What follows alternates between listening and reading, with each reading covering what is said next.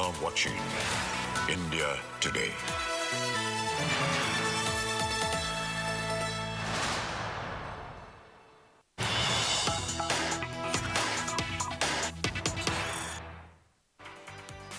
Good afternoon and welcome to India Today. I'm Anjali Istwal, and on top of this bulletin, we start with the breaking news from Tamil Nadu. This is related to the stampede incident in Vijay's rally. And now it's seen a stunning claim has been made as far as the stampede case is concerned. An eyewitness has recounted that there were mass knife attacks in the rally. There were people who were carrying weapons like knives and they were stabbing people, and this woman is saying that these knives were used to stab people at this rally. This claim was made in front of the NDA delegation that is currently visiting Karur today. Let's listen to what she has said, as whatever she says is translated by Annamalai. Let's listen to it. We all came happily to the rally. We brought our children also. Moment Vijay happened, power went off. இல்ல madam, அதுக்கப்புறம் வந்து எல்லாமே தள்ளுமுள்ளாயிருச்சு. சில பேர் அந்த சைடுல கத்தியெல்லாம் கிழிச்சுக்கிட்டாங்க. This is one complaint from lot of general public. After the commotion started, some miscreants used a knife. And they were opposite side. Miscreants were trying to create wound for people. Randomly they were doing this. Where was she standing? Akka neenga enga ninninga? நாங்க இந்த ditchல விழுந்தோம். Akka fell into the ditch. ஆப்போசிட்ல எனக்கு தெரிஞ்ச பையன் ஃப்ரெண்டுங்க 4 பேர் கையில கிழிச்சு ஜிஹெச்ல தான் இருக்காங்க. So 4 people here, friends who were on the opposite side, somebody tore into their hands by using knife, some miscreants. அப்புறம் ஸ்கூல் பிள்ளைங்களுக்கு ஒரு 3 பிள்ளைங்க கை உடைஞ்சிச்சு. என் பாப்பாவோட கிளாஸ்மேட்டுக்கு கை உடைஞ்சிச்சு. அவங்க ஜிஹெச் போல ஒன்லி தனியார்லாம் ட்ரீட்மென்ட் எடுத்துட்டு இருக்காங்க. Her friend's daughter had her hand broken, but she went home by taking treatment in a private hospital. So a lot of people went home directly. அவங்க ஜிஹெச் போகல. They didn't go to GH. ஏன்னா எட்ட தூரம் இருக்கனால அவங்க பக்கம் போயிட்டாங்க. What happened to this tree? மரத்துல ஆப்போசிட்ல தான் மேடம் மரத்துல ஏறினாங்க. இந்த சைடுல ஏறினதுல கீழே விழுந்துட்டாங்க. இந்த மரத்துல ஏறி இருந்தாங்களான்னு கேக்குறாங்க. ஏறி இருந்தாங்க, கன்ஃபார்ம் ஏறி இருந்தாங்க. பசங்களுக்கு ஏன்னா அந்த பாக்குற ஒரு ஆர்வத்துல அவங்க ஏறிட்டாங்க. ஏன்னா இடம் கொடுக்கல யாரும். இப்ப பசங்க மட்டும்தான் லேடிஸ் நாங்களா கீழே தான், பசங்க மட்டும் ஏறினாங்க. The youth were in the tree. They want to see actor. அம்மா அக்கா நீங்க டிச்ல விழுந்துட்டீங்கல்ல, அதுக்கப்புறம் என்னாச்சுக்கா? And joining us now is India Today's Pramod Madhav. Pramod Madhav, a very, very astounding claim made by a woman who says that there were random knife attacks that started after the chaos ensued. Can you tell us a little bit more about it? What is it all about? Well, it's quite shocking such claims are coming over there. In fact, right now TVK is also approaching the court, and their major claim is about a conspiracy and stating that like there were like Gundaism that was involved in it, also stone pelting and slippers were thrown. Actually, there's a visual of an yellow slipper that actually goes over like the place where Vijay was standing over the vehicle, but it was stopped by a security guard at that time. So that is also being given. However, all this will be heard by the court on Friday as well, as it's being the petition will be accepted by the judges at that point. So like we are still waiting for more clarity on this, but this is a claim Annamalai says that one eyewitness over there has said. She, as per Annamalai, she says that like some people were wielding knives, and because of that the crowd started moving to this spot, and she actually, through Annamalai, is trying to say that like that also could have led to a commotion. But the major aspect is that the government very clearly mentions that as there were mass crowd that was coming along with Vijay's unrecognized road show, that collided with the crowd that was already standing over there. That led to a commotion, and the government is also not ready to accept that there was any kind of power cut post Vijay coming to that spot. Right, Pramod, thank you for explaining that to us. This is an extremely worrying claim that has come out, and this was while the NDA delegation was visiting the location. An eyewitness, a woman standing over there, with the help of Annamalai, tried to explain to the delegation how a random knife attack ensued right after the chaos started at the event.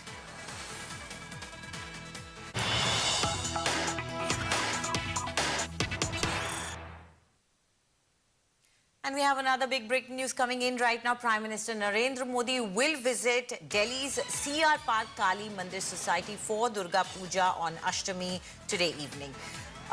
BJP strategists believe that Prime Minister Modi will use Durga Puja to kick off the Bengal Assembly elections campaign this evening.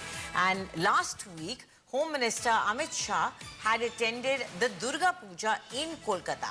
And now it seems as part of their strategy, the BJP is reaching out to the expatriate Bengalis as well.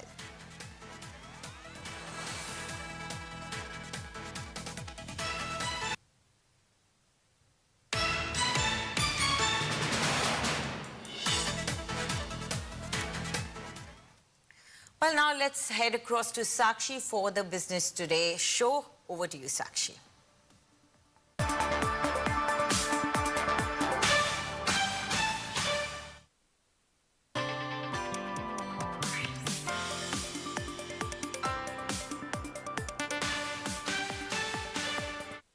Hello and welcome. You are watching our Business Today show, the collab show between Business Today and India Today as well. This is where we will be sharing with you the closing action at 3 p.m. Remember, we've been seeing the 8th consecutive session where volatility is extremely high. This is also the session where the NSE contracts are expiring for the September series. That has been a tough one for all the bulls as well. Of course, we are given to understand that there are some sectors that are still pulling up after the 7 days of a losing streak. But let's straight away go across to finding out what's hot in the world of corporate as well as finances.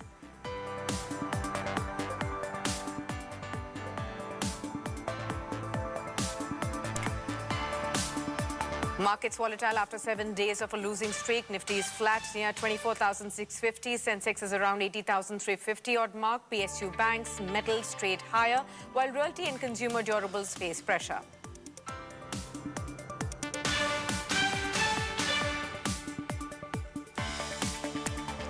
Film production stocks slip after US President Donald Trump announces 100% tariffs on foreign films, hitting Indian box office as well as streaming revenues.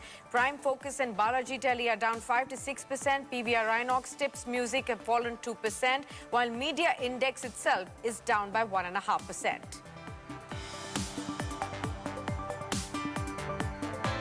Top e-commerce websites and companies under government scanner for not passing on the GST cut. Sources have told Business Today Television that the government is closely monitoring e-commerce companies and has pulled up platforms for hiking prices last week despite the tax reduction. Price data from before as well as after GST cut is now being compared across online platforms. Gold and silver continue their record-breaking rally on the MCX, with gold set for its best month in 14 years, up by 10%. In Delhi, the 24-carat gold prices trade near 1.17 lakh rupees per 10 grams, and silver trades at 1.53 lakh rupees per kilogram. RBI's Monetary Policy Committee has entered day 2 of deliberations. Governor Sanjay Malhotra will be announcing the outcome tomorrow. Economists expect rates to stay on hold for the second straight meeting after India's GDP beat the April to June quarter estimates.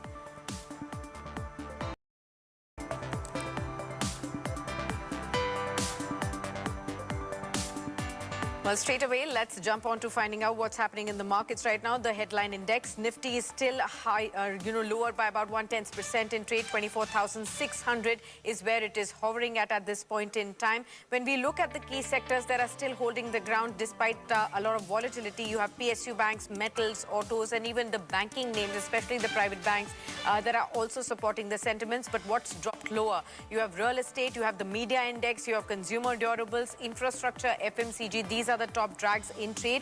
Although the India VIX has cooled off from the day's high now, 2.5% lower in trade. The top names on the Nifty right now in the last half an hour of trade, you have JSW Steel, Ultratech Cement, Adani Ports, BEL, that's Bharat Electronics from the defense space, Tata Motors and Cipla as among those stocks that are still hovering higher.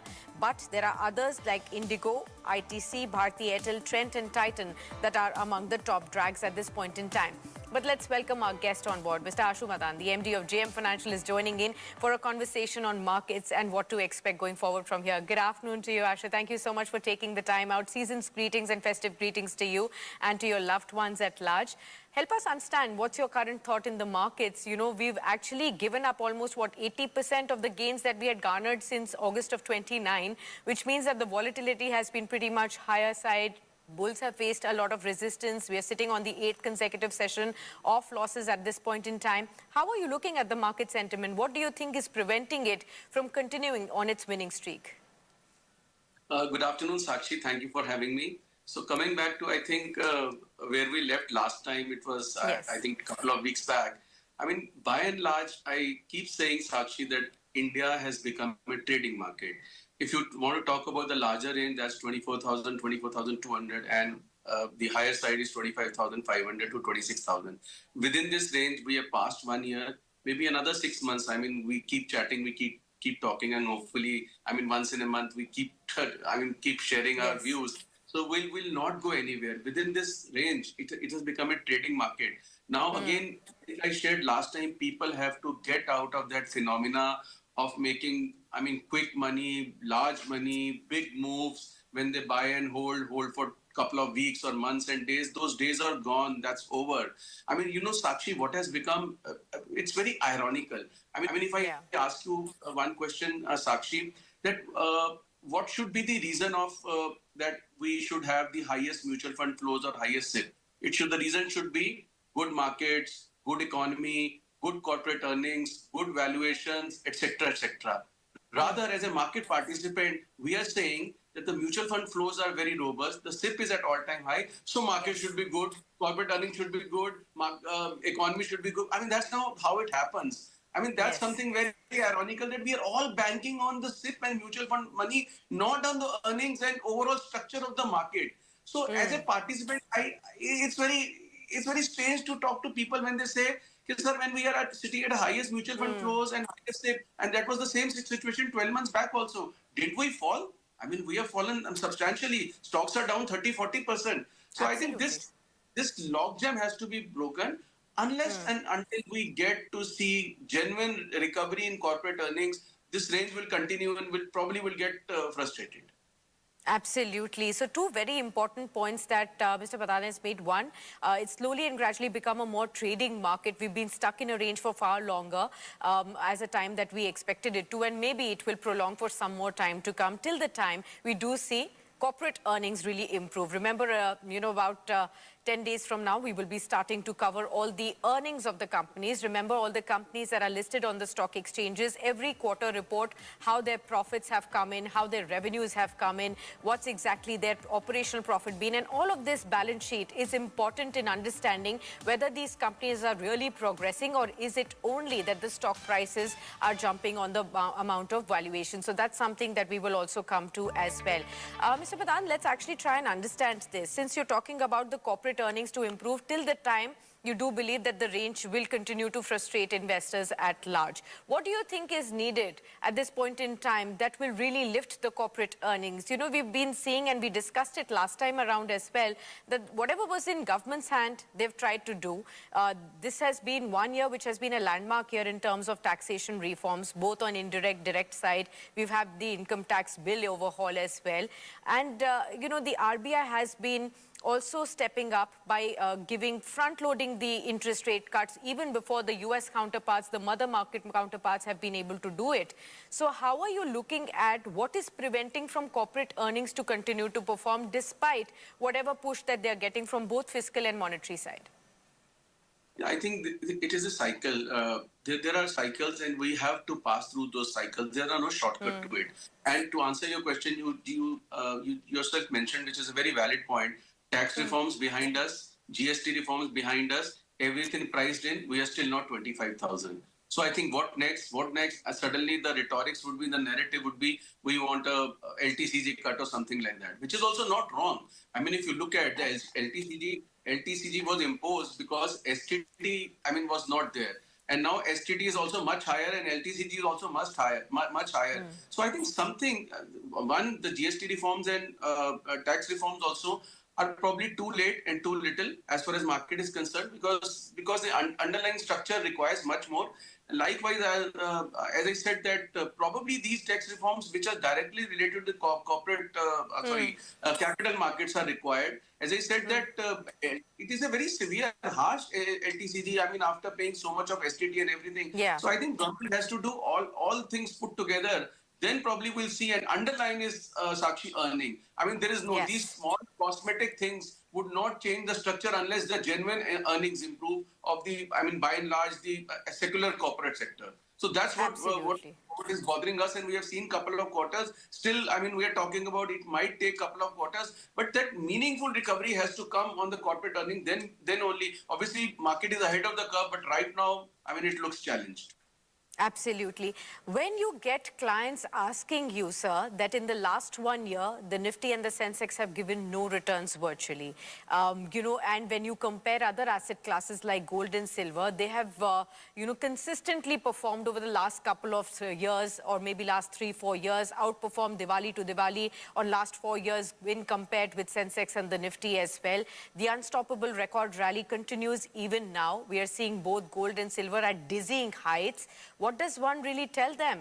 You know, how do you prevent somebody, even at these levels, to continue to go big on gold and silver? Because that is where the money seems to be flowing, despite the fact that it has gone up already so much.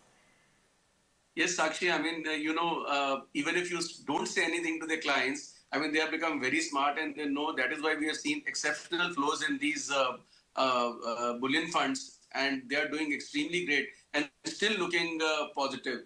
Because, I mean, there is no, still not, I mean, euphoria is there in the price, but euphoria is not there in the investment. I mean, if you look at, I mean, if you do channel check and you go to jewelers, different jewelers across the country, and you talk to them, 90% the trade is the exchange trade. Probably the only more than 90% trade is the exchange trade.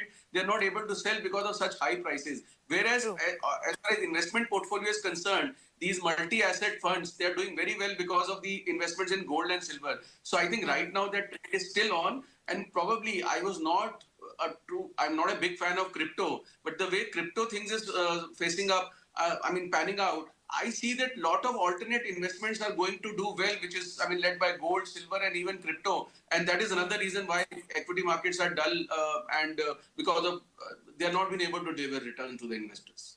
Absolutely. The other important part in viewers is going to be for us to watch out for what happens tomorrow when the RBI policy announcement comes in. Remember, right ahead of it, we're examining how India's growth outlook following US President's earlier tariff move and the nearly 60-fold hike in H-1B visa processing fees is now impacting. In fact, we are now going to be hearing from Tanvi Gupta Jain. She's the Chief India Economist at UBS, Dr. Sajid S. Jinoy, you know, Managing Director and the Chief India Economist at JP Morgan, and Dr. Samiran Chakraborty, the Chief Economist of India at Citibank as well, on whether India should retaliate and the broader impact on trade, exports and the economy as well. Let's listen in to what these stalwarts had to say about the economy and the way forward.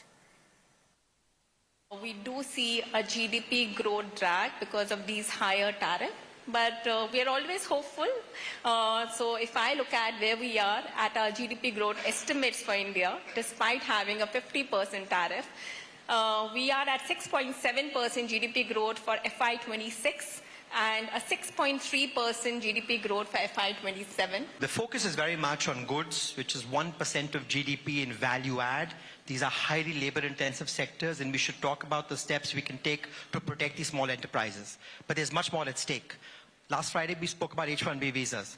That's the tip of the iceberg. The real vulnerability India has is on service exports. Total goods exports are 1% of GDP to the US in terms of exports. Total service exports are about 7% of GDP, right?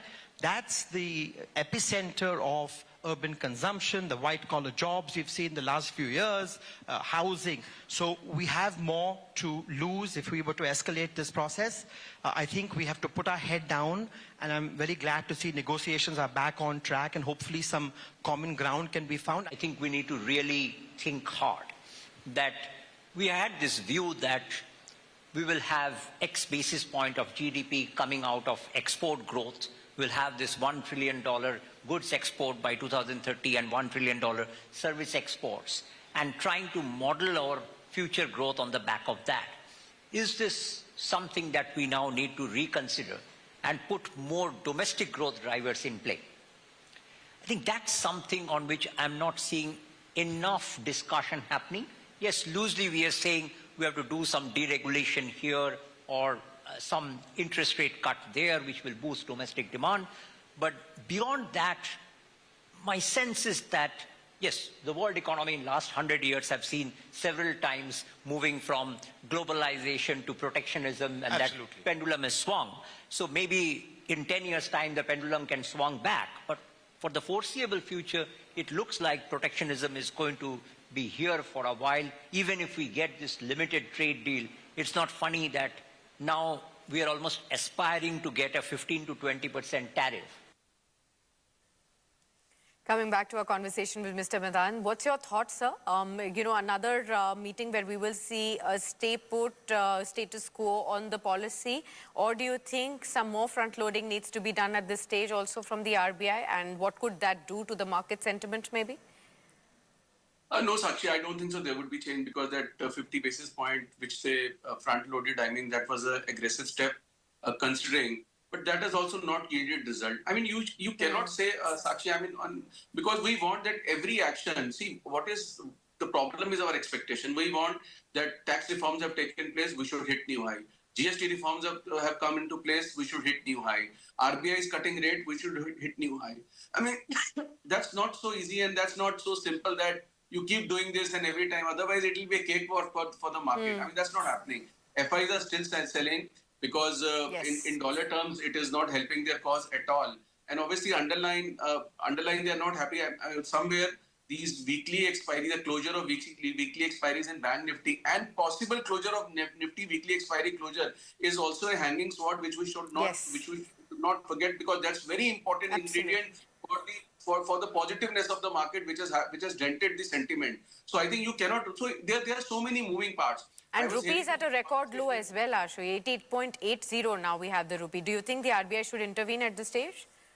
I mean, see, I am nobody to guide RBI, because even if they adopt to some temporary measures, it may not help it. But also we are talking about this H-1B visa effect on the GDP. It is not about the GDP. It is the chaos, confusion, disruption, which is not conducive for the market, because market does not like uncertainty. So right now there are so many parts. That's why I say that some good news, some positive news, some short covering will take us another 700 points higher, and suddenly we become complacent that up ki bar new high and 26,000 ke par. I mean, suddenly you get a reality check, and in 9 days of one shot, one side move, and 8 days of one shot down move. I mean, this is the market. You have to embrace this reality. So India, I mean, even FIs is using this as a trading market. So right now, the opportunities, like if you ask me, the portfolios and everything. See, another thing, I mean, if you were talking about a lot of clients, and you must be hearing on the media, and you must be using this narrative a lot, that a lot of sectoral churning is happening.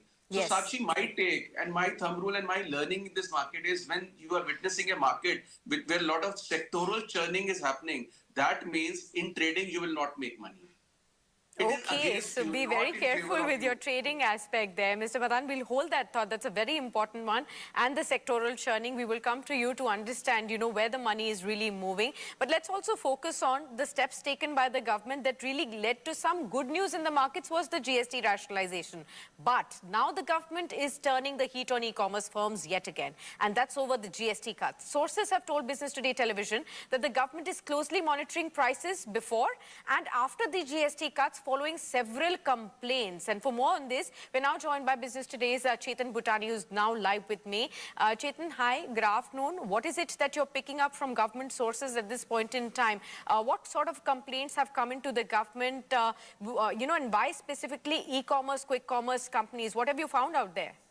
Well, Sakshi, it's just not limited to e-commerce firms, but yes, the government has put up its heat on e-commerce firms, because Nidhi Khalid, the Secretary of Consumer Affairs Ministry, told me that there are about 3,487 complaints that have been received, out of which approximately 30% are inquiries on the GST cuts, and more trades have been announced. But 68% relate to the firms of e-commerce firms, consumer durables, and for food processing industries, wherein the consumers have not been given the due GST benefits. For example, if a product has been marked up and then the GST rate cut has been announced, that leads to the issue of anti-profiteering, which is a big problem for the government and for the consumers as well.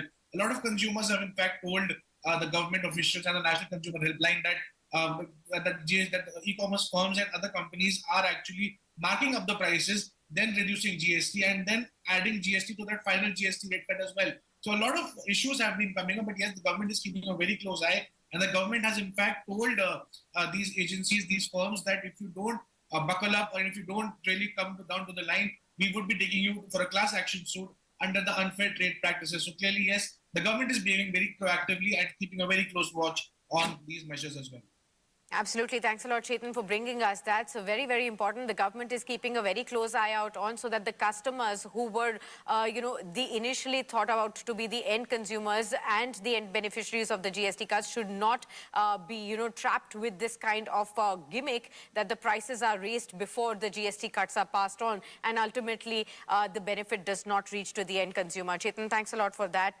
Mr. Pradhan, coming to you, how are you looking at, we've been also seeing some going out of these consumer-oriented sectors like autos, consumer durables, FMCG. They rallied quite a bit even ahead of the news or ahead of the rollout of the GST cuts. But after that, again, they've, resorted to some profit taking. How are you looking at this space, consumption-focused space? Because this was being seen as the sector that could probably drive the next leg of the rally in the markets. I think not the next leg. Sakshi, it is already done. I mean, we have seen the real beneficiaries have been autos, auto ancillaries, and to some extent electronics. I mean, where the big purchases are there. And I think the pent-up demand has already taken place during Navratras and post GST. So I think after that, it will be just a normal to us. And also, where actually the mass consumerism is concerned, I mean, I was hearing and through our channel check and through our clients also, we have received so many complaints with the bills of the same marked up price on 12th September and 22nd September for a hardcore consumer item like biscuits and I mean the smaller things also where the prices are marked up and real beneficiary has not been, I mean the benefit has not gone to the retail. So I think there are challenges. So, I mean, that's the reason that why we cannot just on the basis of news go gung-ho on the market and think that everything is done and now, I mean, we are heading higher. At best, it is a trading market. Sakshi, you can't just, you have to play accordingly. Absolutely. So, Ashuji, help us understand how are you managing, clients' money at this point in time? How are you managing this sectoral rotation and what exactly is your strategy? So I was coming to sectoral rotation, which is a very interesting study, which I mean, just shared through my experience. That whenever we talk as an anchor, as an analyst, or as a market participant, you look and sound very savvy talking about the sectoral rotation is happening. So when in trading markets, sectoral rotation is happening, that means you're not going to make money. Because the smart money, the moment you talk about a particular sector, autos, they'll shift to pharma. You get to pharma, they will shift to metals. So you will not make money, the smart money will make money. So that's a very difficult market. On the contrary, it looks very nice and sound. Suddenly after last week, you see X sector moving up and this week you will be talking about another sector, but that's not, the clients are not happy with that. So I see, Sakshi, I'm a very big fan of derivatives. So I think we are using these option strategies of spreads and ratio spreads and strategies of and making some kind of generating some kind of a return with this kind of a trading market. Otherwise, as I said, unless you churn your portfolio and you will sit passive, you'll keep getting frustrated over a period of time. And that frustration for a conventional investor is still not bad. But the investors which have been gone out of COVID and post-COVID, they are not habitual of this and they are losing patience. You hit the nail on the head, Mr. Pradhan, because this is for the first time the longest ever consolidation is being seen by all those investors who jumped onto the bandwagon of stock markets and investments. A lot of them are India Today's general news viewers as well. Everybody opened their demat accounts and everybody started to look at all those social media tips, suggestions, tried their hands with the YouTube videos on their markets as well. All of those, because they were celebrating the one-way upward rally in the markets for the last couple of years. And this year has turned out to be an absolute lackluster one, where you've not just seen any bounce. Every bounce has been sold into the markets as well. What is that one piece of advice you would want to give to those retail investors right now, Ashuji? I mean, Sakshi, I always say money in the bank is the real profit. Otherwise, it's all, hunky-dory. And also, if you see, you just mentioned a very important thing. Have you seen the drop in the Twitteratis or the finfluencers were so active? Have you seen the drop in the people following all the influencers. I mean, everything is taking toll. So I think all those mushroomed during those 2 years, and everybody became on the street analysts, and everybody wanted to follow everyone because easy money being is made. Everyone is getting a reality check, and I think that's a very healthy for a long-term market, because otherwise, had it been continued for some more time, the damage would have been much more higher. 3:29 right now. Just a minute to go before we shut shop for the markets. So let's focus on that, and we'll come back to a discussion with Mashuji. And we have some questions also from our viewers, so we'll take those as well with him right after the markets close. 24,627 at this point in time. Just about mild, 3-4 points of a downtick, but we are still toggling around that level. There's been a lot of choppiness throughout the course of the day as well. You do see PSU banks, metals and autos again on the top end as far as the markets are concerned, rallying by anywhere between 0.5% to 1.5% to 2% as well. But sectors like auto, like IT, they have slipped. FMCG has slipped in trade. Look at the Nifty Bank as well, hovering higher by 0.4%. So this is pulled up after those 6-7 days of a sluggish move. Autos are also back 0.5% higher in trade. You can actually look at the metals that are shining bright from last couple of sessions as well. Financial services also up. But let's look at the top movers on the Nifty towards the end of the session. JSW Steel up in trade. You also have Adani Ports, Ultratech Cement as among those top movers. Adani Ports and IndusInd Bank also among the movers on the higher side. Hero Moto also up by about 3%. Let's also pull up names like Cipla, Hindalco. That's also moved up, and Tata Motors as well is in focus. Remember, all conversations will be revolving around Tata Motors demerger. Mid of October is when we see the record date, as has been informed by the company in the analyst meeting. So Tata Motors will also be important to watch out for. On the laggard front, you see ITC, Bharti Airtel. You also have names like Bajaj Finserv, anywhere between 1.5% to 1.7% lower in trade. Titan, Trent, Dr. Reddy's, these are the other names that have also slipped in trade. A lot of those names from the Tata pack as well. But that's where we have shut shop at. Let's go back to our conversation with Mr. Madan. Mr. Madan, we have a lot of questions, so let's take some questions of our viewers as well. Varun Pawar from Mumbai, he really wants to know, especially when it comes to the film production stocks that are down today. Remember, because of the 100% tariff that has been imposed by the US government, Donald Trump's government as well. So he wants to know about, is the drop in film production stocks a buying opportunity right ahead of the Diwali releases as well? Names like PVR, names like Prime Focus, we've been seeing all across the board. We've seen some cuts of 3 to 5%. So that's what he wants to know. So actually, honestly, PVR, last couple of years, I am not a great fan of PVR as far as stock price is concerned. I've been constantly saying that the model has changed. OTT has destroyed this total concept, and it is not for short term, for 2 months, 3 months. No matter, I have seen the ardent fans and the compulsive goers, first day watchers, and for whom the PVR was an experience. Gradually realizing the comfort and also the content available on OTT at the ease of your home, and that at every pause you don't miss anything. So that concept has totally changed. Also, I am not in favor of buying PVR.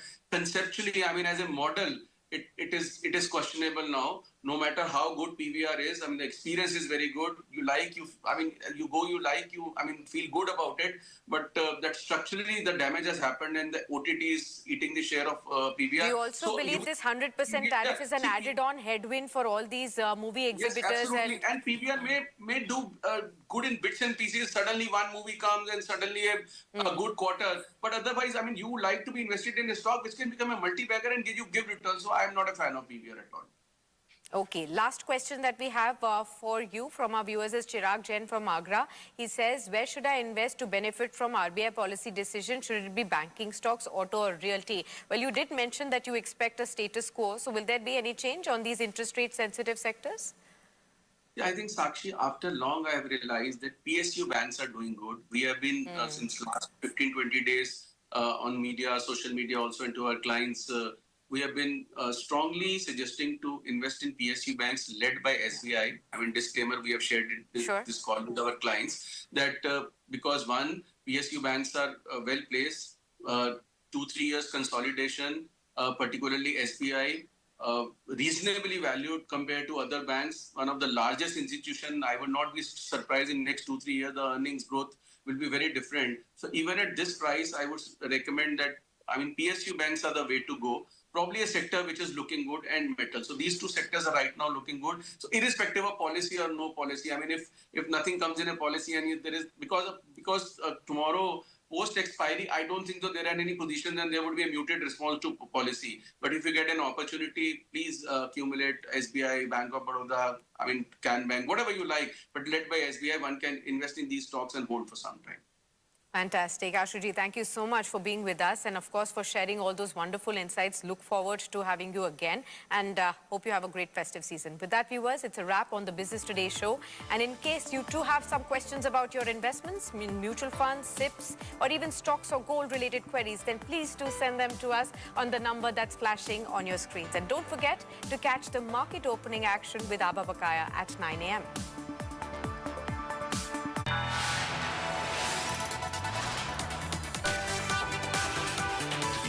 Are watching India Today.